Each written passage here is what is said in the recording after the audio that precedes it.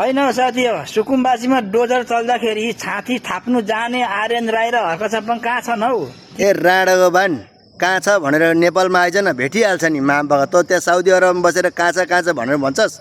अन्टीको छ राणीको बान मामबागा गुइठे त तँलाई कति गाली गर्नु, कति सम्झाउनु क्या। चुनाव बेलामा सुकुम्बासी बस्तीमा डोजर चल्यो भनेदेखि छाती थाप्ने म हो भनेर के हर्क साम्पाङ र आर्यन राईले भनेको थियो। जनतालाई भ्रम छरेर भोट लुट्ने बेलामा लुट्यो, अनि अहिले आएर भत्काइ छाड्यो, गयो त त्यहाँ। राणीको छोरा मामबागा जतिखेर पनि हर्क साम्पाङ भनेको चाहिँ मासल जनता लुट्ने बेलामा कसले लुटेको थियो?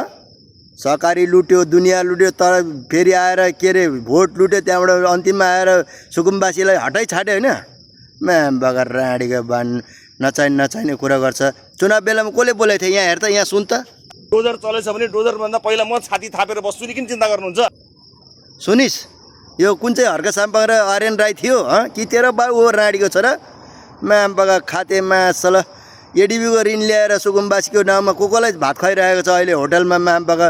साराका सारालाई भात खुवाएर अनि त्यहाँबाट 22 जना मात्रै देखाएको छ होइन। साला राणीको बान मामबागा त्यसको खबरदारी छैन जतिखेर पनि हर्क साम्पाङ।